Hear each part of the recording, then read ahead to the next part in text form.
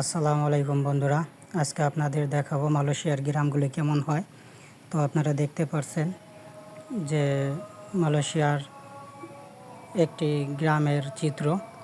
রাস্তাটা কাঁচামাটির, তো সামনে কাদা পানি সবই আছে, অনেক রাবিশ রাস্তা দিয়ে পড়ে আছে।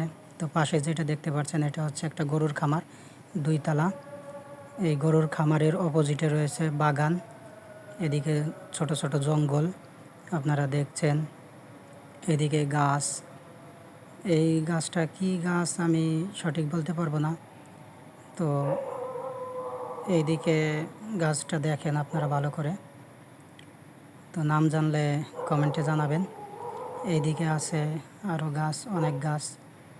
তো এই সাইডে আছে একটা পরিত্যক্ত বাড়ি, একটা পরিত্যক্ত ঘর, আর এই সাইডে জঙ্গল। এই পরিত্যক্ত জায়গায় এখানে মানুষজন এখন থাকে না, আগে বসবাস করত।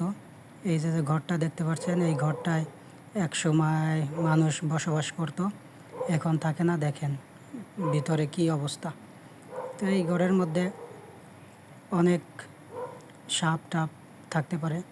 এদিকে দেখেন পেঁপে গাছ, তো পেঁপে ধরছে। দেখেন এইখান থেকে বাঙালিরা পেঁপে ছিঁড়ে নিয়ে যায় বাংলা, নেপাল, তো কেউ কিছু বলে না।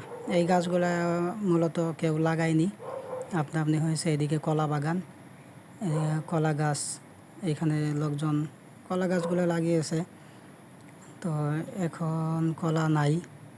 আর এদিকে পেঁপে গাছ আরও। তো আপনারা দেখলেন বন্ধুরা মালয়েশিয়ার একটি খুবই সুন্দর চিত্র, একটা গ্রামের ভিউ। তো আপনাদের যদি ভালো লাগে ভিডিওটা লাইক দিয়ে পাশে থাকবেন।